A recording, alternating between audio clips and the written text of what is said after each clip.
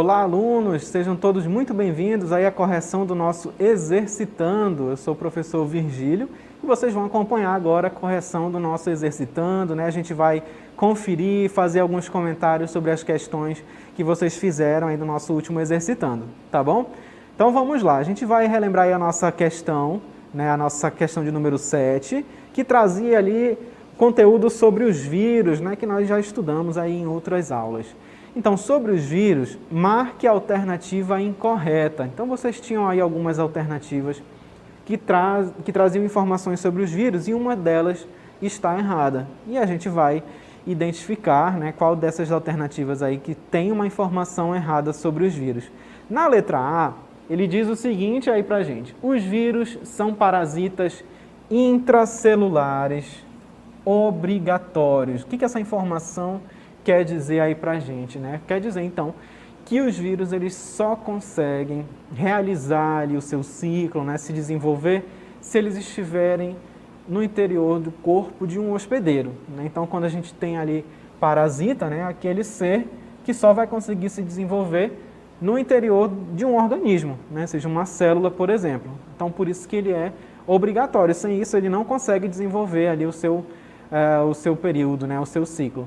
Então, a letra A, ela traz uma informação certa aí pra gente. Os vírus são parasitas intracelulares obrigatórios. Intracelulares porque só acontece no interior das células, né? Como a gente está observando aí. Então, a letra A, ela está certa. Não é essa que é a nossa alternativa ainda.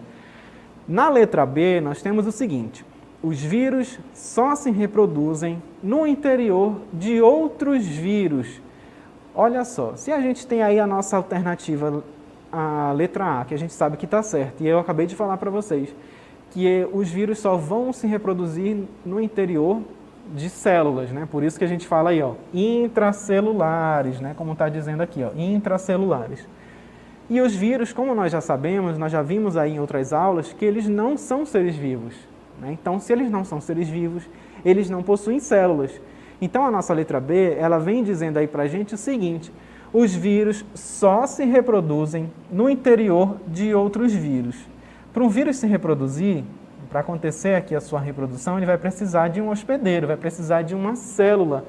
Se um vírus não tem célula, como é que um outro vírus vai se reproduzir no interior dele, né? Então, a nossa questão aí, ó, no caso a nossa alternativa B, ela está incorreta, essa informação ela está errada, né? Como a gente já viu anteriormente. O vírus ele vai precisar de outros organismos, né, seja animais ou vegetais, ou até mesmo uma célula bacteriana para ele se reproduzir. Dentro de um outro vírus é impossível, certo? Então, a nossa letra B é justamente a alternativa incorreta da nossa questão 7. Mas vamos continuar vendo aí as outras alternativas, né, para a gente confirmar. Então, olha só.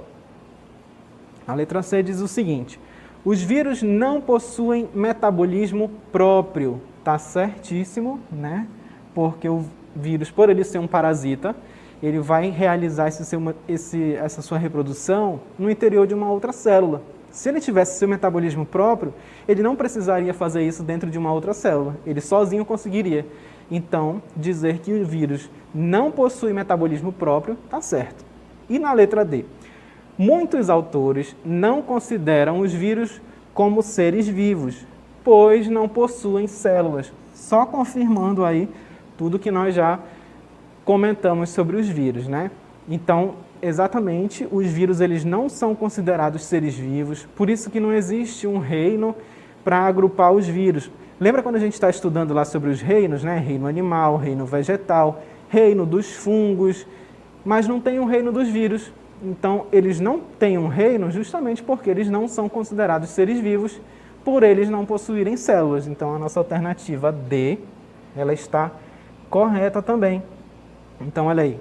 A alternativa que responde aí, ó, sobre os vírus, marque a alternativa incorreta. Quem marcou a letra B, parabéns, né? Os vírus só se reproduzem no interior de outros vírus. Completamente incorreto, como nós podemos comentar. Vamos ver aí o nosso gabarito na próxima imagem. Então, olha aí.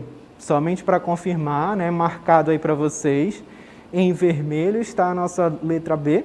Os vírus só se reproduzem no interior de outros vírus. E na próxima imagem a gente observa o comentário da nossa questão, né? A gente já fez esse comentário, Mas aí, para constar, nós temos a nossa imagem, né, onde diz aí a resposta, letra B, e o comentário: os vírus não possuem células, apenas são capazes de se reproduzir no interior de células. Então, como a gente pôde confirmar, né, se eles não são seres vivos, por não possuírem células, como é que um vírus vai se reproduzir dentro de um outro vírus? É erradíssimo, né? Então, a nossa letra B é que é a resposta incorreta sobre os vírus, certo? Muito bem. Agora a gente vai para mais uma questão, vamos para a nossa questão de número 8. Muitas doenças virais podem ser evitadas. Algumas que matavam muitas pessoas antigamente, hoje deixaram de existir graças às pesquisas que possibilitaram a produção de vacinas. Olha que assunto completamente atual, né? A gente tem visto bastante aí atualmente sobre a vacinação, a importância da vacinação. Então, olha só, a gente tem aí, podemos afirmar que as vacinas, vamos ver o que nós temos aí sobre as vacinas, que seja correto.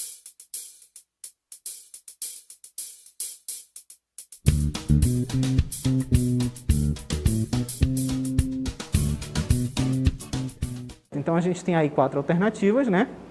E o que a gente pode afirmar sobre as vacinas na nossa próxima imagem, onde nós temos aí as alternativas. Nas alternativas, nós temos aí, então, na nossa letra A, né? Olha aí, não devem ser aplicadas em humanos, certo? Essa é a nossa letra A.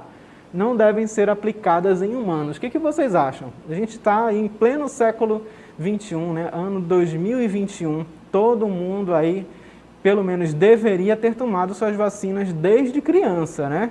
Cadê sua carteirinha de vacinação, né? Então, nós somos seres humanos, todos nós já tomamos vacinas aí uma vez na vida e, se Deus quiser, a gente vai tomar agora também a vacina para a Covid-19, né? Talvez demore um pouquinho, mas esse dia vai chegar. Então, a gente não pode dizer que a vacina não deve ser aplicada em humanos, né? Isso aí está incorreto, né? Porque nós já tomamos vacinas, né? E quem hoje em dia acha que a vacina não vai te trazer nenhum bem, está com um pensamento completamente errado, tá? A vacina ela pode sim ser aplicada em seres humanos. Letra B. São ricas em vitaminas, será? Que fortalecem o nosso organismo, né? Olha, o que a gente encontra que é rico em vitaminas, vamos dar um exemplo, são as frutas, né? Então, a gente utiliza na nossa alimentação as frutas, né, que são ricas em vitaminas, vitamina C, por exemplo, vitamina A, frutas, verduras e legumes, e elas vão fortalecer o nosso organismo. Então, sobre as vacinas elas não são ricas em vitaminas, tá? Então, essa nossa letra B, ela está incorreta aí. Então, a gente já marca aqui também um X na nossa letra B. Vamos para a alternativa C. Devem ser usadas depois que a pessoa já está com a doença. Ó, vamos marcar aqui, depois que a pessoa já está com a doença, será? Se a função da vacina é prevenir, como é que a gente vai aplicar uma vacina depois que a pessoa já pegou a doença para fortalecer o organismo? Tem que fortalecer antes. Essa é a função da vacina. Então, não deve ser usada depois. Então, essa questão também está incorreta, né? Como nós vimos lá na nossa questão. Se a função da vacina é prevenção, então tem que ser aplicado antes de você ter o contato com determinada doença. E na nossa letra D? Ajudam o nosso corpo a criar anticorpos e evitar que fiquemos doentes, né? Então, olha aí. Vamos continuar aí a nossa alternativa. Mesmo com a presença dos agentes causadores da doença, pois nos tornam imunes ao micro-organismo específico. Então, essa alternativa, essa nossa letra D, ela traz uma informação correta. Ela está dizendo aí que as vacinas ajudam o nosso corpo a criar anticorpos, né? A vacina ela vai nos dar essa prevenção. No momento que você toma ali o imunizante, o teu corpo começa a criar anticorpos para te livrar daquela determinada doença. Ela vai evitar que você fique doente, mesmo que você tenha contato com esses agentes causadores. né? Porque ela vai te tornar imune, ela vai te deixar ali, ó, como se fosse com um escudo, né? Uma barreira te protegendo contra determinados micro-organismos. Então, a nossa letra D, ela está correta, né? E é ela que traz uma informação verdadeira sobre a vacina. E é muito legal essa questão, porque a gente tem aí esse tema super atual, e vocês podem observar na nossa próxima imagem aí, ó, marcadinho de vermelho para vocês a letra D, e resposta, né? Nós temos letra D e o comentário. A vacina é um mecanismo de prevenção às doenças, utilizando atenuado ou morto, aliás, utilizando vírus atenuado ou morto, ajudando o corpo a ter resposta imune contra os invasores, certo? Então, a gente já toma vacinas aí desde criança, nos livrando aí de diversas doenças, por exemplo, doenças que já foram erradicadas por causa da vacinação. Então, hoje, né, a gente tem aí a vacina sendo muito comentada, né? Tome sim a vacina, diga para os seus pais, para os seus familiares que não tenham medo de tomar vacina, porque ela vem aí para o nosso bem, certo? Então, esse foi o nosso Exercitando. Obrigado aí a todo mundo e até uma próxima aula.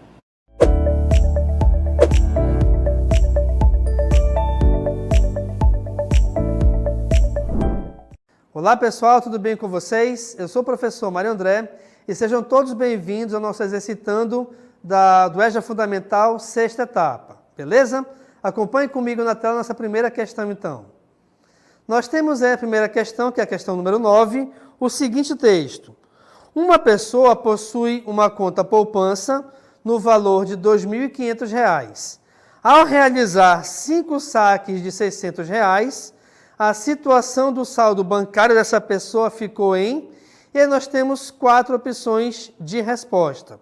Vamos verificar aqui o seguinte. Primeiro, eu tenho um valor inicial, né, dessa conta que é um valor positivo em R$ 2.500, que é justamente o valor que ela possuía na conta.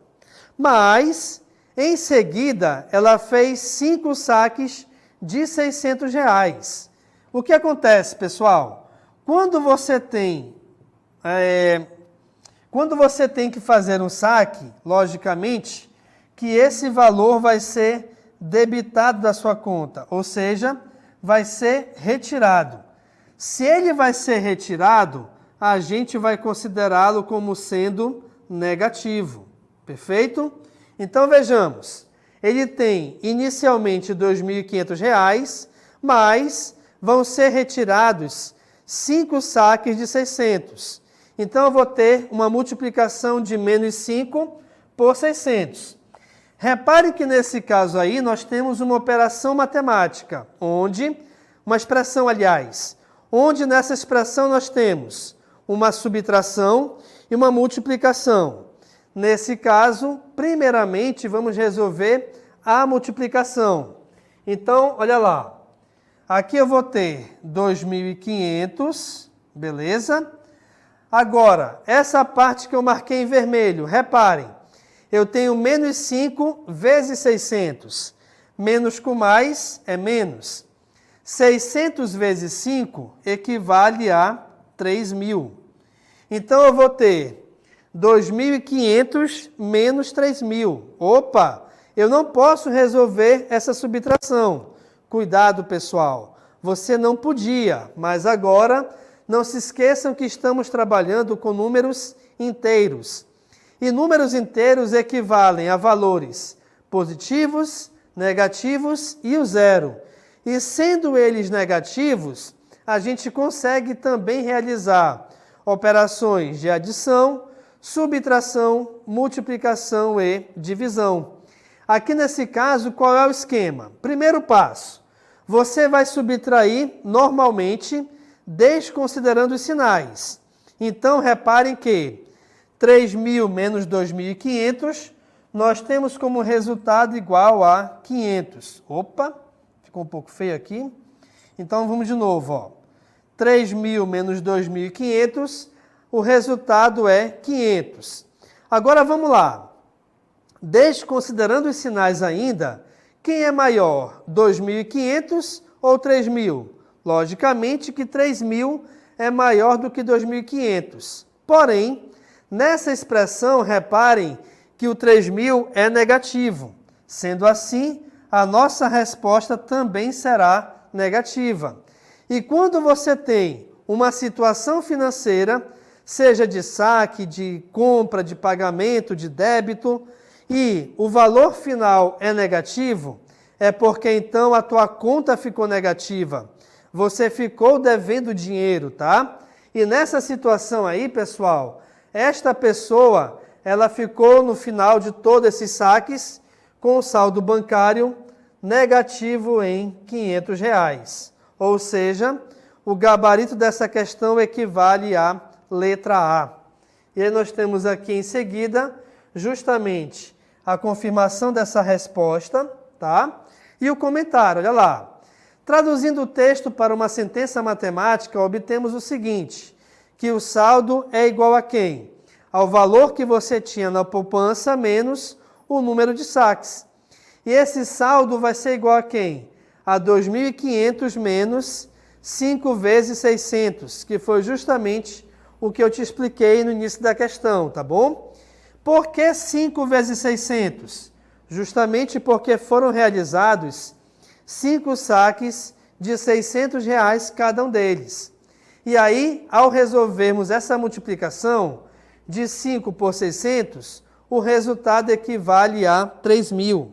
Só que não se esqueçam que esses 3.000 são referentes aos saques. Se eu vou sacar um valor de uma conta, da tua conta, aliás, tá? Esse valor do saque ele vai ser sempre subtraído do que já tinha lá. Então, por exemplo, vamos supor que na sua conta bancária você tenha R$500. E eu vou realizar um saque de R$100. Ou seja, se eu vou realizar um saque, eu vou retirar R$100. Então, dos 500 que eu já tinha lá, ou que você tinha, vão sobrar 400, porque 100 foram retirados, tá? Então, essa é a ideia de saque numa operação financeira ou numa operação bancária. Voltemos para a tela aqui, então. Então, para completar, nós temos que 2.500 menos 3.000 é igual a menos 500, que é justamente a resposta dessa nossa primeira questão. Perfeito? Próxima questão, então, olha lá. Questão de número 10 diz o seguinte: o valor da expressão dada a seguir, e aí nós temos uma multiplicação e uma adição, mas essa multiplicação e essa adição é entre números inteiros. Então, vejamos. Aqui eu tenho que realizar 2 vezes menos 3 mais 8, ok? Na verdade, pessoal, como essa expressão toda, ela pertence ou ela está dentro do colchetes, você pode até desconsiderá-lo na resolução, tá bom? Não tem problema nenhum. Vamos só relembrar uma seguinte regra. Quando você trabalha com multiplicação e divisão, nós temos uma regrinha de sinais a seguir, que é a seguinte: quando você multiplica valores numéricos, 2 valores na verdade, né? E esses valores possuem sinais iguais, obrigatoriamente o teu resultado é positivo. Quando você multiplica 2 valores quaisquer e esses valores possuem sinais diferentes, independente da posição dos sinais, tá? Ou seja, se o positivo aparece à frente do negativo ou vice-versa, então, quando você multiplica 2 valores com sinais diferentes, obrigatoriamente o teu resultado é negativo, ok? Então, vejamos. Com essa ideia, eu tenho que resolver primeiramente essa operação de multiplicação. Então, a gente vai ter o seguinte, pessoal. O 2, ele é positivo ou negativo? Opa! Reparem que esse 2 não tem nenhum sinal à frente dele. Quando você tiver qualquer número sem algum sinal à frente dele, é porque esse número será considerado sempre positivo. Então, a gente vai ter a multiplicação de um valor positivo por um valor negativo. Sendo assim, Mais com menos é igual a menos. E aí, em seguida, 2 vezes 3 é igual a 6. E esse mais 8 eu vou repeti-lo. Então, a gente vai ter agora que resolver essa operação de menos 6 mais 8. E aí, muito cuidado, por quê? Porque você pode pensar o seguinte, opa, eu tenho menos 6 mais 8, ou seja, um número negativo com número positivo. O professor acabou de falar que menos com mais é menos. Pessoal, muito cuidado, hein? Menos com mais é menos numa multiplicação ou numa divisão. Pode ser que numa adição ou numa subtração menos com mais seja menos? Pode, mas muito cuidado, por quê? Para resolvermos essa operação, temos que seguir a seguinte regra. Primeiro passo é resolver, sem considerar os sinais, a subtração do maior valor pelo menor. Sendo assim, 8 menos 6, o resultado é igual a 2. Beleza. Em seguida, eu tenho que fazer o seguinte. Analisando esses dois valores, sem considerar os sinais, logicamente, quem é o maior deles? 8 ou 6? Obviamente, 8 é maior do que 6. E nessa expressão, especificamente, reparem que o 8 ele é um valor positivo. Com isso, então, a nossa resposta será positiva, pois a gente deve sempre repetir o sinal do maior valor, tá bom? Então, a gente vai ter aqui como resposta igual a mais 2. Deixa eu aproveitar aqui essa questão e te mostrar outros 3 exemplos para você relembrar aqui, olha só. Deixa eu pegar essa parte aqui. Vamos supor que eu tenha as seguintes operações. Eu tenha 2 mais 3, eu tenha 2 menos 3, menos 2 mais 3 e menos 2 menos 3. Reparem que eu estou envolvendo, pessoal, 4 operações com números inteiros, tá? Onde pode ser que eles possuam sinais iguais ou não. Então, vejamos. Quando uma operação de adição e ou subtração, tá? Ela possui sinais iguais, o primeiro passo é somar os valores. Sendo assim, aqui, reparem que 2 mais 3 é 5, 2 mais 3 é 5. Em seguida, após somar esses valores, você vai repetir o sinal. Eu vou repetir o sinal de quem? Tanto faz, já que os dois valores possuem o mesmo sinal. Então, aqui, olha lá, 2 mais 3 é 5 positivo, 2 menos 3 é 5 negativo. Perfeito. Para resolvermos agora essas mesmas operações com sinais diferentes, reparem. Primeiro passo é subtrairmos os valores numéricos. Sendo assim, 3 menos 2 é 1, 3 menos 2 é 1. Não se esqueçam que eu estou subtraindo os valores numéricos, desconsiderando os sinais deles. Perfeito.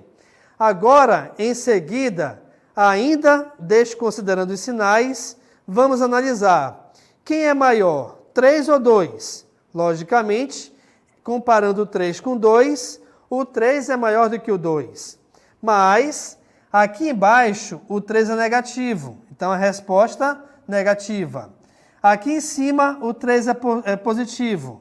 Então, a resposta será positiva. Então, é importante que você perceba sempre esse jogo de sinais envolvendo adição e subtração de números inteiros, tá bom? Se os sinais são iguais, é uma regra. Se os sinais são diferentes, é outra regra. E não confundam com a regra de menos com menos é mais com menos é menos. Pois essa regrinha, dessa maneira dita, ela só vale para multiplicação e divisão. Perfeito? Próxima questão aqui na tela, então. Acompanhe comigo. Nós temos agora a questão de número 11, que também diz o seguinte. A alternativa correta que corresponde à resolução da expressão, e aí eu tenho, só vou reescrever aqui, tá? 30 dividido por abre colchete, 10 mais 2 mais 3, fecha parênteses, fecha colchete, é igual a... Opa! Reparem que nós temos ainda, aliás, temos novamente uma expressão numérica envolvendo números inteiros. Porém, nessa expressão aparece parênteses e colchetes. De acordo com a ordem desses símbolos, eu devo resolver primeiramente os parênteses. Então vejamos. Todos os valores numéricos que não pertencem a ele, eu só vou repeti-lo. Então teremos 30 dividido por, abre colchete, 10 mais. Opa, pessoal. Aqui no parênteses, 2 mais 3, logicamente, o resultado é igual a 5. Então vou ter 10 mais 5 e em seguida fecham-se os colchetes. Reparem que nessa próxima linha, os parênteses já sumiram, mas eu ainda tenho um outro símbolo, que é justamente o símbolo de colchetes. E nesses colchetes eu tenho uma operação de adição. Então vamos lá. Aqui eu vou ter 30 dividido por 10 mais 5, cujo resultado aqui dentro é igual a 15. Então nós teremos 30 dividido por 15. Opa, mas calma lá. 30 dividido por 15, logicamente, o resultado é igual a 2. Mas reparem que, de acordo com as alternativas, eu tenho menos 2 e tenho mais 2. Qual delas será a nossa resposta? E aí, para a gente determinar essa resposta, é importante você reparar os sinais dos valores dessa divisão. Mas aí, se você reparar isso, você olhar com calma, você vai conseguir ver que nem o 30 e muito menos o 15 possuem sinais. Ora, pessoal, se eles não possuem nenhum sinal, é porque ambos são considerados como sendo positivos. E aí a gente volta para aquela regrinha. Mais dividido por mais é igual a mais. Menos dividido por menos é igual a mais. Mais dividido por menos é igual a menos. Menos dividido por mais é igual a menos. O que isso quer dizer? Quer dizer que a regrinha que envolve os sinais numa divisão é a mesma regra que você trabalha na multiplicação. Ou seja, também numa divisão, se você estiver, dividindo dois valores com sinais iguais, obrigatoriamente o resultado é positivo. Se você estiver dividindo dois valores com sinais diferentes, o resultado é negativo. E aqui nesse caso, logicamente, eu estou dividindo dois valores numéricos, onde esses dois valores numéricos são positivos. Sendo assim, o nosso resultado é positivo e é igual a 2. Ou seja, o nosso gabarito aqui é a letra C. O que você consegue reparar então com isso, pessoal? Você consegue reparar que, numa expressão numérica envolvendo números inteiros, é muito importante que você siga as regras dos símbolos, quer dizer, resolvendo primeiramente, quando aparecer, logicamente, parênteses, colchetes e chaves. E depois você vai resolver a regra das operações. Se aparecer, resolve-se primeiro multiplicações e divisões e depois adições e subtrações. Não se esquecendo ainda que, como se trata de números inteiros, temos que reparar sempre as regras de sinais entre essas operações. De adição e subtração, que é uma regra, de multiplicação e divisão, que é outra regra. Beleza, pessoal? Com isso, então, aqui a gente finaliza a nossa aula. Muito obrigado a participação de todos e até breve.